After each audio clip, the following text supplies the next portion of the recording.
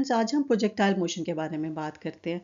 तो जब हम किसी भी बॉल को नीचे से ऊपर की तरफ फेंकते हैं तो ये जो टू डायमेंशनल मोशन होगी उस बॉल की, उसको हम प्रोजेक्टाइल मोशन कहते हैं। आप इस पिक्चर में देख सकते हैं कि हमने एक गोल्फ बॉल है, उसको हमने नीचे से ऊपर की तरफ फेंके with some velocity v naught, और ये जो वेलोसिटी है वी नॉट वो एक एंगल बना रही है phi naught with the horizontal direction. और ये जो हॉरिजॉन्टल डायरेक्शन है इसको हम एक्स एक्सिस ले लेते हैं, और ये जो वर्टिकल डायरेक्शन है इसको हम वाई एक्सिस ले लेते हैं। और ये जो पॉइंट जहाँ से हमने बॉल को फेंका है उसको हम ओरिजिन ले लेते हैं। और जब मैं ये कहती हूँ कि जब इनिशियल पॉइंट के ऊपर एक्स नॉट जो है वो 0 है and y naught that is equals to 0, ठीक है, तो उस वक्त मैं देखती हूँ कि एक्स और वाई कंपोनेंट्स वेलोसिटी के क्या है। सो मैं ये कहूँगी कि जो एक्स कंपोनेंट है वेलोसिटी का, that v not x is equals to we naught cos of phi naught. Phi naught is the angle which the velocity is making with the horizontal direction, यानी कि जिस एंगल पे हमने उसको फेंका है। And similarly so v not y जो है that is equals to we naught sine of phi naught. अब अगर हम फ्री बॉडी डायग्राम देखते हैं जैसे यहाँ पे है, सो फ्री बॉडी डायग्राम में अगर आप यहाँ पे देखें तो सिर्फ और सिर्फ एक ग्रेविटेशनल फोर्स है जो कि एक्ट कर रही है, जो कि कांस्टेंट फोर्स है और जिसकी डायरेक्शन डाउनवर्ड है, और उसको हम ये लिख सकते हैं। और there is no force acting along the X axis, इसका मतलब है कि sum of all the forces acting along the X axis that is equals to 0। इसी तरह से sum of all the forces that is acting along the y-axis that is equals to minus mg, क्योंकि gravitational force है जो कि act कर रही है vertically downward।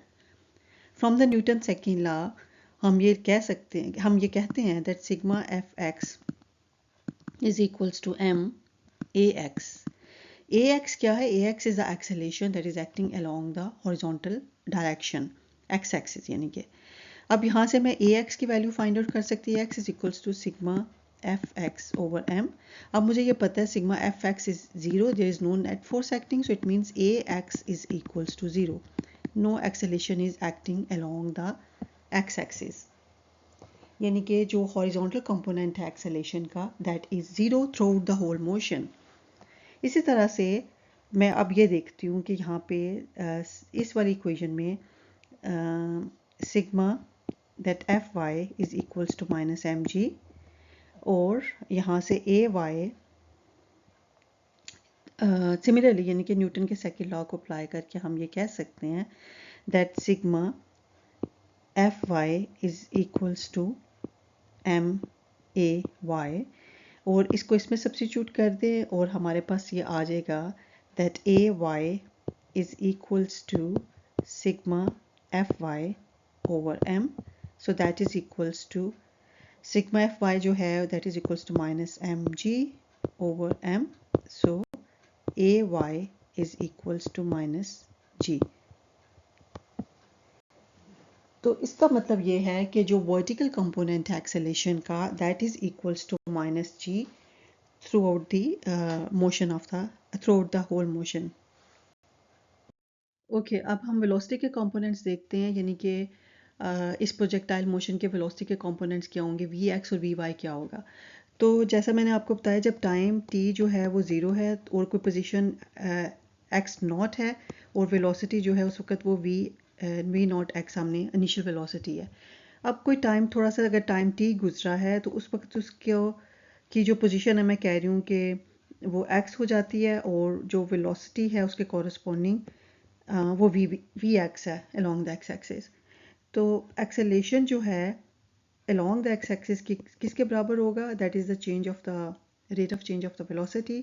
तो मैं उसको यूं लिख सकती हूँ।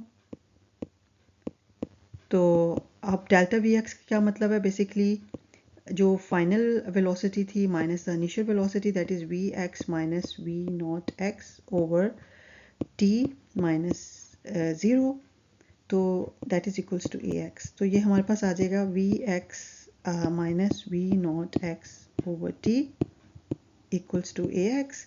अगर आप यहाँ से इसको सॉल्व कर लें तो आपके पास आ जाएगा वी एक्स किसके बराबर हो जाएगा, we X will be equals to we not X plus A x T. So ये हमारे पास आ गया वेलोसिटी का कंपोनेंट। अब चूंकि पर्टिकुलरली इस केस में जो हम कह रहे हैं कि जो एक्सेलेरेशन है प्रोजेक्टाइल मोशन में ए एक्स जो है वो ज़ीरो के बराबर है, तो क्योंकि कोई नेट फोर्स एक्ट नहीं कर रही along the horizontal direction, so acceleration is zero. So इस केस में जो वी एक्स है that will be equals to we not X. इसका क्या मतलब है, यानी कि जो उसकी इनिशियल वेलोसिटी है वो हमेशा उसकी जो वेलोसिटी है वो हमेशा उसकी इनिशियल वेलोसिटी के बराबर रहेगी throughout the whole motion किसी भी पॉइंट के ऊपर। अच्छा, जैसे हमने x के लिए लिखा है इसी तरह से हम y के लिए भी लिख लेते हैं। सो y के लिए भी ये इक्वेशन मैं दोबारा से इसको इस तरह से ड्राइव नहीं करती, आप इसको ऐसे लिख सकते हैं that v y is equals to we not y plus a y t. अब इस केस में ए वाई जो है वो माइनस जी के बराबर है, तो ये v y is equals to we not y minus g t. तो ये हमारे पास इक्वेशन आ जाएगी, मतलब ये वेलोसिटी का कंपोनेंट है along the y axis of the projectile motion। अब हमने वेलोसिटी देख ली, अब हम इसके पोजीशन कंपोनेंट्स देख लेते हैं। पोजीशन कंपोनेंट्स का क्या मतलब है, x एंड y जो कंपोनेंट्स हैं। अब आपको पता है एक जनरल इक्वेशन होती है फॉर x एक्सिस, हम उसको मैं लिख देती हूँ, x is equals to we not x t, equation of motion जो है plus half a x t square. तो इस केस में जो ए एक्स है that is equals to zero, तो ये प्रोजेक्टाइल मोशन में हमारे पास इक्वेशन आ जाएगी x is equals to we not x t. तो ये क्या है, x कंपोनेंट है प्रोजेक्टाइल मोशन का। सिमिलरली मैं इसी इक्वेशन को फॉर y के लिए भी लिख सकती हूँ, y component. So y is equals to we not Y t plus half a y t square. तो अगेन ए वाई किसके बराबर है, माइनस जी के बराबर है, तो मैं इसमें सब्स्टिट्यूट कर दूँ तो y is equals to we not Y T minus half G T square. So ये हमारे पास आ गया y component of the projectile motion. तो आप यहाँ से देख सकते हैं कि जो भी है, जो फोर्स भी y डायरेक्शन में है वो y को और वी वाई को तो अफेक्ट कर सकती है, यानी कि उसकी y कंपोनेंट और उसकी जो velocity along the y axis उसको तो अफेक्ट कर सकती है, लेकिन वो x और वी एक्स को अफेक्ट नहीं करेगी, यानी कि उसका कोई भी असर नहीं होगा on the x component of the motion. Okay, जो ये वाली फिगर है अगर आप इसको देखें तो ये हमें शो कर रही है प्रोजेक्टाइल की मोशन को और वेलोसिटी का जो वी एक्स कंपोनेंट है और वी वाई कंपोनेंट है। हर इस पूरे पाथ में जो वी एक्स और वी वाई की डायरेक्शंस को शो कर रही हैं। जो वी एक्स है वो कांस्टेंट रहेगा throughout the whole motion. और आप यहाँ पे देखें कि अगर मैं ये नोट करना चाहूँ कि जो वेलोसिटी है v वो क्या होगी किसी भी जगह के ऊपर, उसका मैग्नीट्यूड किसके बराबर होगा, तो मैं उसको मैथमेटिकली ऐसे लिख सकती हूँ that v is equals to under root of v x square plus v y square. इसी तरह से अगर मैं देखना चाहूँ कि डायरेक्शन क्या होगी, तो tan of phi naught is equals to v y over v x. तो जो वेलोसिटी है बेसिकली जो किसी भी पॉइंट के ऊपर हमेशा जो वेलोसिटी का जो वेक्टर है that is always tangent to the path of the projectile throughout the whole motion. अच्छा, अब हम देखते हैं पोजीशन कंपोनेंट्स। जैसे मैंने अभी ड्राइव किए थे, पोजीशन कंपोनेंट्स हमारे पास आए थे x is equals to we not x t और y is equals to we not Y T minus half G T square. ये भी हमने ड्राइव किए।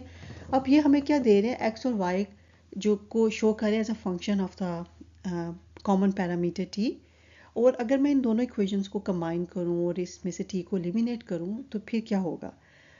ओके, थोड़ी सी डेरिवेशन है वो हम करते हैं। आपको पता है जैसे v नॉट x जो है वो v not cos of phi naught के इक्वल है, इसी तरह से v नॉट y जो है that is equals to v naught sine of phi naught. ये ऑलरेडी मैं बता चुकी हूँ कि x कंपोनेंट्स हैं वेलोसिटी के एंड y कंपोनेंट है वेलोसिटी के।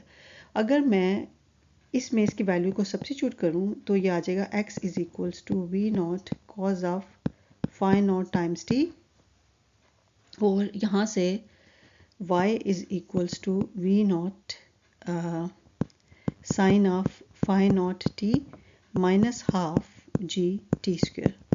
अब अगर मैं इस वाली इक्वेशन में से t को निकाल लूँ और सेकंड इस वाली इक्वेशन में सब्स्टिट्यूट करूँ तो यहाँ से हमारे पास आ जाएगा t is equals to x over v not cos of phi naught.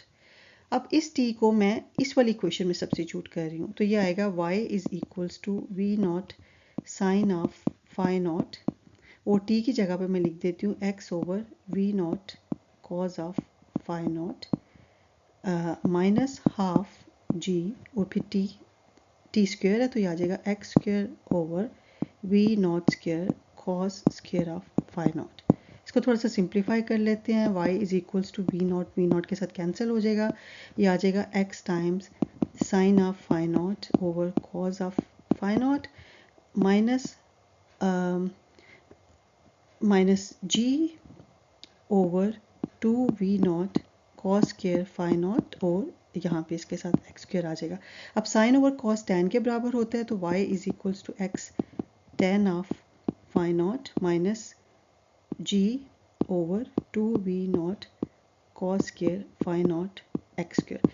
अब अगर आप इसको देखें इस इक्वेशन को तो ये इक्वेशन जो है क्या इस इक्वेशन की इस वाले इक्वेशन की क्या ये फॉर्म है that y is equals to b of x minus c of x square। क्योंकि अगर आप इसमें देखें कि जो v नॉट है और जो फाई नॉट है और जो g है ये सारे कॉन्स्टेंट्स हैं, और अगर मैं इसमें यानी कि यहाँ पहली इक्वेशन में मैं ये कह रही हूँ b जो है वो tan फाई नॉट के बराबर है और जो c है वो g over 2v naught cos square phi naught के बराबर वी नॉट स्क्वायर है, यहाँ पे वी नॉट स्क्वायर के बराबर है। तो ये वाली जो इक्वेशन है जो कि रिलेट कर रही है y को x के साथ, ये इक्वेशन को क्या है, ये ट्रेजेक्ट्री है प्रोजेक्टाइल की। तो ये जो इक्वेशन है y is equals to b of x minus c of x square, ये इक्वेशन जो है ये है इक्वेशन ऑफ अ पैराबोला। तो हम ये कहेंगे कि जो ट्रेजेक्ट्री है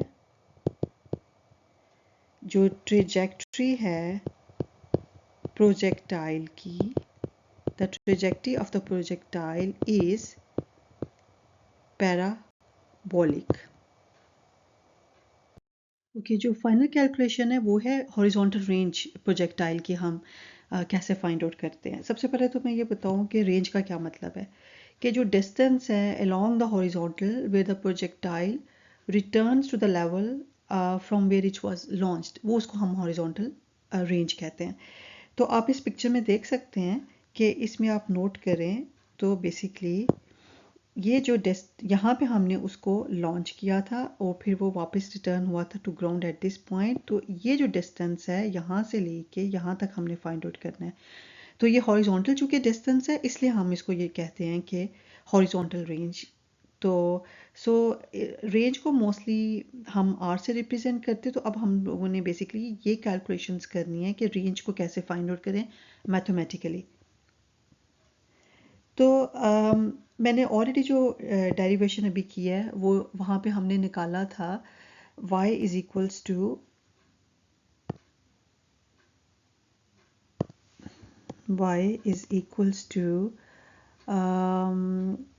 tan of phi naught of x minus g over 2 v naught cos of phi naught whole square times x square. अब यहाँ पे चूंकि मैंने रेंज को फाइंड आउट करना, इट मीन्स के बेसिकली जो y है वो ज़ीरो है इस केस में, तो मैं ज़ीरो पुट करूँगी तो यहाँ पे ये हो जाएगा tan of phi naught x is equals to g over 2 v naught square cos square of phi naught times x square, right. I think x को भी हम एक x से कैंसिल आउट कर सकते हैं, ये वाला x इसके स्क्वायर से कैंसिल आउट हो जाएगा, और मैं इसको सिंप्लीफाई करूँ तो x किसके बराबर है, तो मैं ये लिख सकती हूँ that x is equals to 2v नॉट square tan of phi naught cos square of phi naught divided by g।